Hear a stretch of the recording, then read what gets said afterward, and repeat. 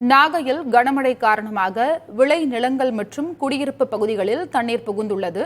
இது தொடர்பான விவரங்களை வழங்க நேரலையில் இணைந்துள்ளார் செய்தியாளர் விஷ்ணு. அதாவது டெல்டா மாவட்டங்களுக்கு ரெட் அலர்ட் விடுக்கப்பட்டுள்ளது. தற்பொழுது நாகையில கனமழை காரணமாக குடியிருப்பு பகுதிக்குள்ள தண்ணீர் புகுந்திருக்கிறது. இந்த தண்ணீரை வெளியேற்றுவதற்கு என்னென்ன வழிமுறைகள் நடைபெற்று வருது?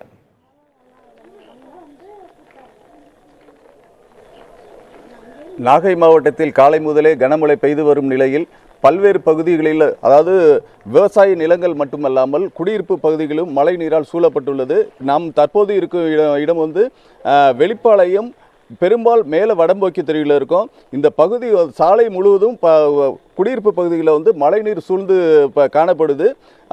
இப்போ இங்கே உள்ள நிலையை வந்து இங்கே உள்ள பகுதிவாசி இருக்காங்க, அவங்கள்ட்ட கேட்கலாம். பிரபா, இப்போ இங்கே மழை நீர் வந்து எந்த நேரத்தில் வடியும், எதை மாதிரி வந்து நேரங்களில்? சுத்தமாக விட்டு வெயில் அடிக்கிறப்ப தான் சார் வடியும். அப்போ கூட வடிகிறது ரொம்ப கஷ்டம்தான்.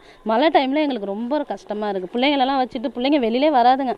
பகல் டைமில் நாங்கள் போவோம் வெளியில், அதுவும் நைட் ஆகிட்டுனா நாங்கள் வெளியிலே வரமாட்டோம். பாம்பு கும்பு வரும் கொள்ளும், அதனால் நாங்கள் வெளியிலே வரமாட்டோம். இது இந்த வருஷம் தான் இது மாதிரி ஒரு சூழல் இருக்கா? வருஷமே அப்படி தான் இருக்குது.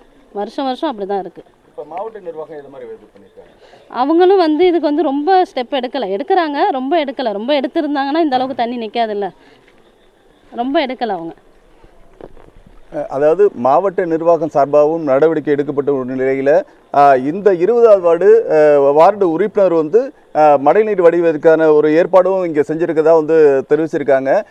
இப்பகுதி மட்டும் இல்லாமல் நாகூரில் வந்து வள்ளியம்மை நகர், அதே பழைய பால்பனிச்சேரியில் வந்து பழைய நாகூர் ரோடு, பெரும்பால் வடம்பக்கி தெரு, அதே மாதிரி போய் பார்த்தீங்கன்னா நாகையில் வந்து பல்வேறு இடங்களில் தாழ்வான பகுதிகளில் வந்து மழைநீர் வந்து சூழ்ந்தே காணப்படுது.